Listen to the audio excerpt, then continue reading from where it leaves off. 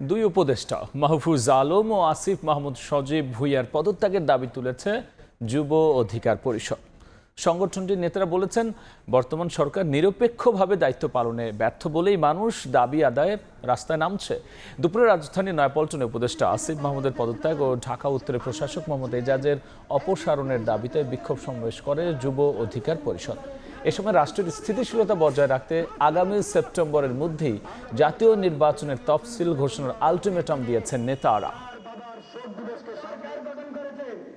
শুধুমাত্র নির্বাচন করার জন্য ক্ষমতায় বসে নাই, শুধু এই কথা বললে আপনারা পার পাবেন না। আমরাও রাষ্ট্র সংস্কার চাই, কিন্তু পারেন নাই। 10 মাসে কিচ্ছু করতে পারেন নাই, শুধু নিজেদের আখের গোছা গোছাইছেন। উপদেষ্টা মাহফুজ আলমকে অনৈক্য নৈরাজ্য সৃষ্টির দায়ে অনতিবিলম্বে পদত্যাগ করতে হবে। এছাড়া দুর্নীতিগ্রস্ত উপদেষ্টা আসিফ মাহমুদকে পদত্যাগ করতে হবে।